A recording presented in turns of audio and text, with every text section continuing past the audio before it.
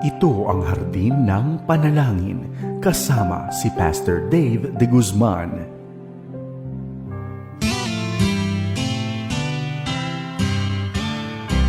May harding mapananalanginan, doon si Jesus naghihintay. O kainom ng panalangin ang hardin, doon kay gandang manalangin. Tayong natulog sa luklukan ng Diyos sa hardin ng pananalangin. Isang magandang araw ng panambahan sa iyo, kaibigan. Kamusta ka na?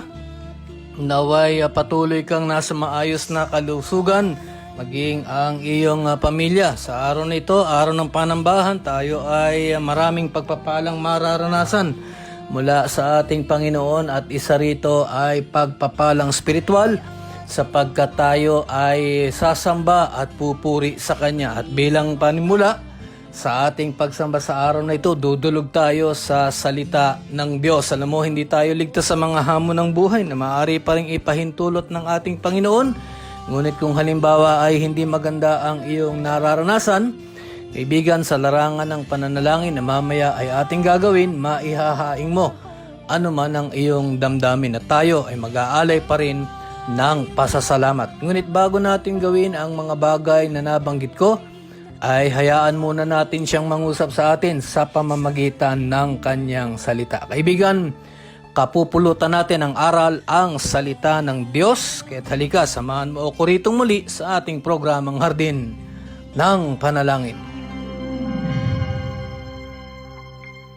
Sa araw na ito, araw ng linggo, araw ng pagsamba, ang ating tema ay pagsamba. Titignan natin kung ano ang panghihikayat ni David sa kanyang aklat ng mga awit. Ngunit bago natin tunghayan ang isang talata o dalawang talata dito sa aklat ng mga awit, tayo muna ay manalangin. Dakila naming Diyos, marami pong salamat sa panibagong buhay at pag-asa na inyo pong ipinagkaloob sa amin. Sa araw nito, kami po ay dudulog sa inyo sa pagsamba. Naway tanggapin mo ang aming pagpupuri, maging ang aming mga awitan at pasasalamat. Pagpalain mo kami higit sa lahat sa larangang espiritual. At ngayon pa lamang nag-aalay na kami ng aming pasasalamat sa pangalan ni Jesus. Amen.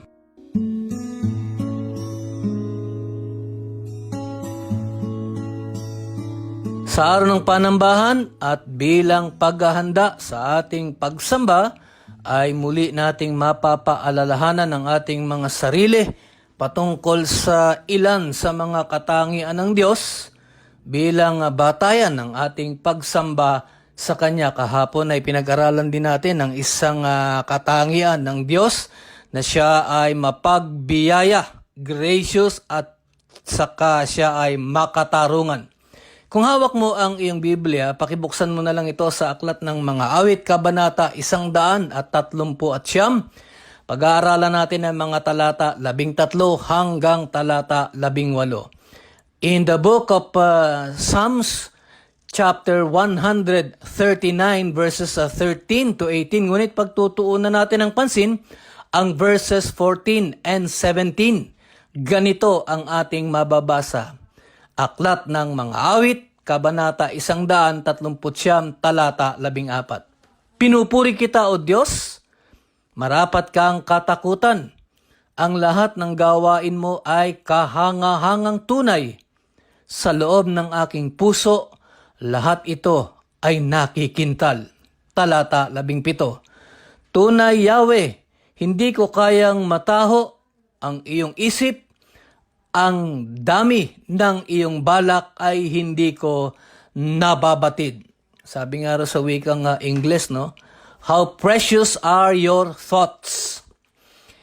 Ang Kabanata 139, ito ay kapahayagan patungkol sa lubos na kaalaman at kapangyarihan ng Diyos. The omniscience and the omnipotence of God. Alam mo kaibigan, itong Psalm 139, ito ay awit ni David na nagpapahayag ng maraming bagay tungkol sa Diyos at kapahayagan rin ng kanyang papuri at pasasalamat sa ating Panginoon. Ito yung mga ipinapahayag dito ni David. Alam mo, nang sabihin ni David sa mga unang bahagi ng talatang ito, pagka binasa mo yung verse 1, ako ay iyong sinisiyasat, batid mo ang aking buhay. Sa mga katagang ito ay kinikilala ni David ang isang katangian ng Diyos na alam ng Diyos ang lahat ng bagay.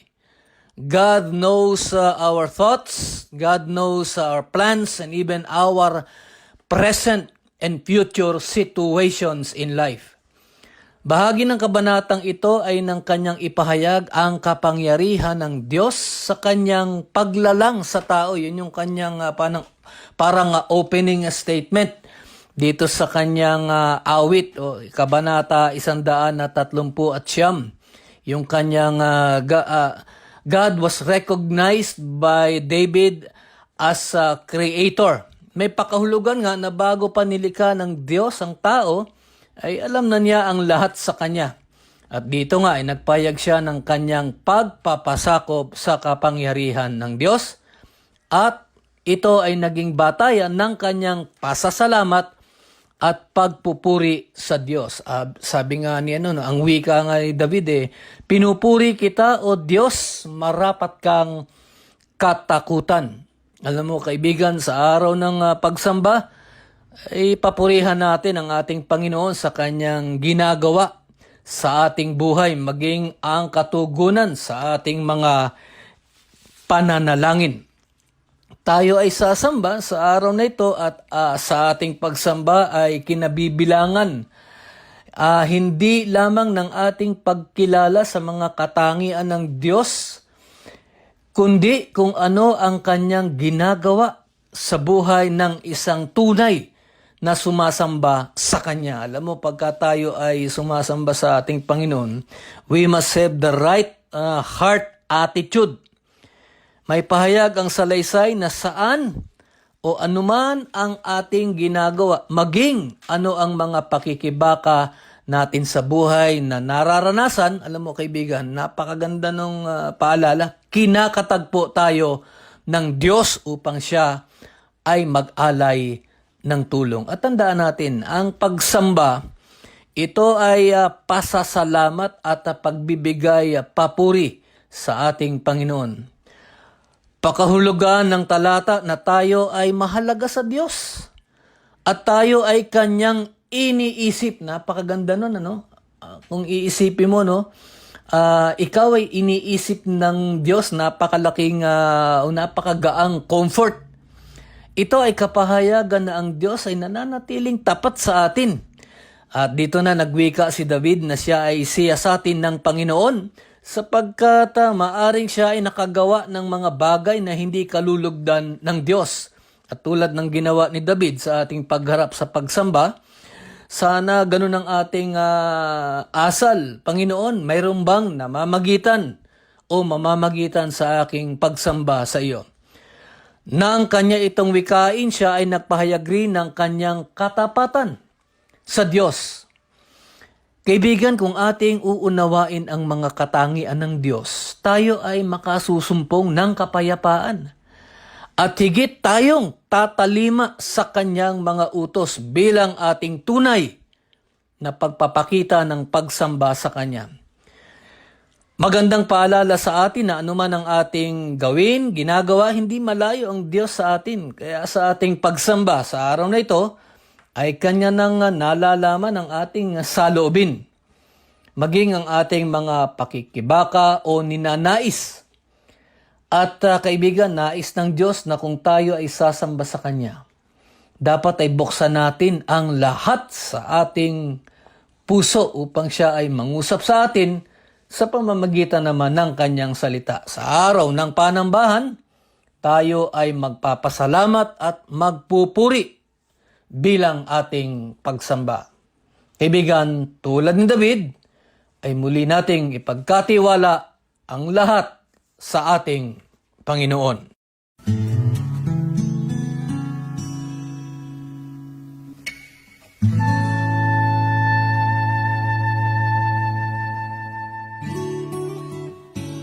Sa diwa ng pagkakaisa, ating idalangin sa Diyos ang ating sambahan. Kapayapaan ng Diyos ang sumating lahat. Pastor Melchor Magsinofo, at sa araw na ito, tayo po ay magpakumbaba at ating hilingin sa pamamagitan ng sama-sama nating pananalangin ang pamamatnubay ng Diyos sa kanyang iglesia. Tayo po ay manalangin. Aming Diyos, aming Ama na pinakamakapangyarihan sa lahat. Kayo po na lumikha ng langit at lupa at nagligtas sa amin sa lahat ng gawa ng masasama. Purihin at dakilain po ang banal mong pangalan. Ngayong umagang ito, patuloy po kaming nagpapakumbaba sa inyo, Panginoon, at nagpapasalamat dahil ito'y araw upang dakilang Diyos. Kami na inyong iglesia, ang inyong mga mananampalataya, ay sama-sama pong dadako ang ilan sa mga bahay-sambahan at ang ilan naman sa mga online worship services na sama-samang magpapaabot ng pagpupuri, pagsamba at pasasalamat sa inyo. Ama, sa umagang ito, iba man ang aming panahon ngayon, alam po naming ikaw ang may hawak at may kontrol ng Panginoon ng panahon. Hindi po nalilingid sa inyo ang pinagdadaanan po naming krisis ng aming pong minamahal na bayan. At maging ang inyong iglesia ay apektado po, Panginoon, sa kanilang face-to-face na aming pagtitipon.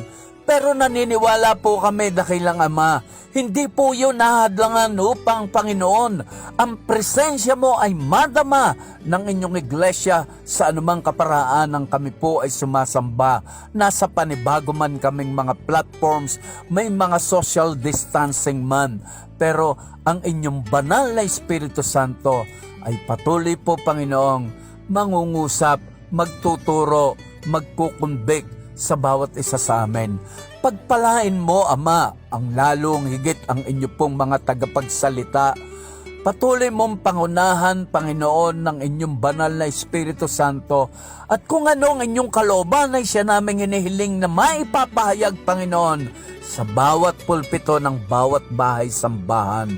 Maging, Panginoon, yung mga online worship services na alam po namin hindi lamang yung mga nasasakupan ng bawat simbahan ang naaabot ng mga mensahe, kundi, Panginoon, sa social media platform ang po namin marami ang naaabot nito. At hipuin mo po, dakilang Diyos, lalo na po, Panginoon, yung mga taong nasa kabigatan, kabalisahan, bunga, Panginoon, ng panahong ito na aming pinagdadaanan. Sa inyo po kami patuloy na nagtitiwala at alam po namin, dakilang Diyos, malaki ang nagagawa sa tuwing kaming inyong mga anak na sa pananampalataya sa Panginoong Jesucristo na siyang aming katwiran, ay malaki po ang nagagawa nito sa bawat araw ng aming paghiling ng inyong pamamagitan sa amin pong minamahal na inyong bahay-sambahan. Panginoon, pagpalain mo po ang lahat ng mga gawain, maging ang ministry ng Paris Broadcasting Company, ang DCAS, ang hardin ng panalangin, Panginoon, na patuloy nawa sa inyong gabay, patnubay, proteksyon at pag-ingat at probisyon, Panginoon. Ito'y patotoo mo ng kabutihan mo, dakilang Diyos. Napakabuti mo, Ama. Amin pong ipinagkakatiwala ang lahat ng ito sa inyong banal na pangalan. Ito po ang aming panalangin sa matamis na pangalan ng aming Panginoon at tagapagligtas na si Jesus. Amen at Amen. Sa araw po ng linggo, araw ng panambahan, bahagi po ng ating programa ay patuloy na pamamagitan sa pananalangin para sa kahilingan ng ating mga kapatid sa pananampalataya. Manalangin po tayo. Dakila naming Diyos, maraming salamat at maging sa mga pagkakataong ito, matapos dumulog sa inyong banal na salita, kami naman po ay mananalangin para sa kahilingan ng kagalingan ng aming mga kapatid sa pananampalataya. Naway magkaroon ito ng katugunan ayon po sa inyong panahon at layon. Nananalangin po kami at namamagitan kami para kay kapatid Noli. Healing po sapagkat nagkaroon po siya ng stroke. Naway maipanumbalik mo ang kanyang kalakasan at maging ang kanyang kalagayan would not lead to anything more than serious, Panginoon. Kagalingan ang ipagkaloob mo kay kapatid Noli. Healing din po, yan ang pananalangin ni kapatid Marlene.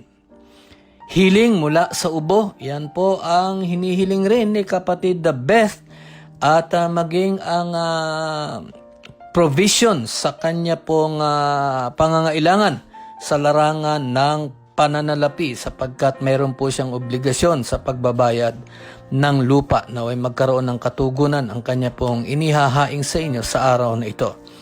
Si Adet naman po ay nananalangin na pagpalain mo siya sa kanyang ministry. Si kapatid Josephine, good health and protection for the rest of the family at maging para sa anak niyang si Jansen na isang frontliner, ilayo mo sa anumang karamdaman. Kami po ay dumudulog para kay kapatid Amorlina na open opportunities upang maibenta po niya ang kanyang lupa. Guidance naman po and financial provision, ito po ang dinudulog sa inyo ni kapatid Rochelle.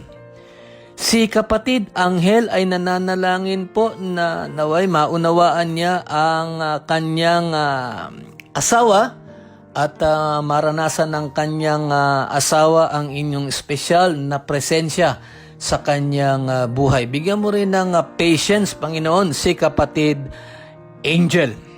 Kay kapatid Emelinda, salvation po for the whole family. Yan po ang kanyang pananalangin. At higit sa lahat, para naman po kay kapatid Rene, na nananalangin din po that you would open opportunities upang siya po ay makabili na ng sasakyan. Kailangan niya, Panginoon Diyos, ang inyong tulong that you would open opportunities for him to be blessed in matters of finances. Panginoon, narinig mo ang pangangailangan ng aking mga kapatid sa pananampalataya.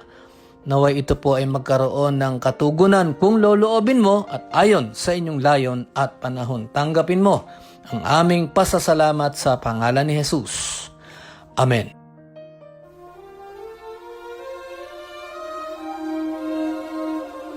Tunay nga na tayo ay muling napaalalahanan patungkol sa loobin bago pa man tayo humarap at sumamba sa ating Panginoon.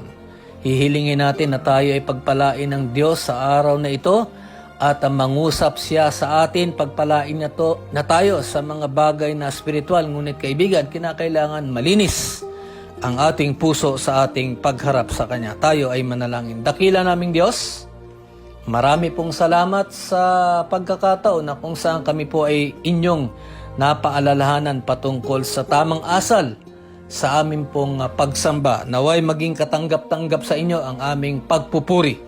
At sa araw na ito, hiling namin, O Panginoon, na bigyan mo ng karunungan ang inyong mga tagapagsalita upang malinaw at maliwanag nilang maipahayag ang patungkol sa mabuting balita. Tanggapin mo ang awitan at pagpupuri ng inyong mga anak. Binabalik namin sa iyo o inaalay namin sa inyo ang aming pasasalamat sa pangalan ni Jesus. Amen.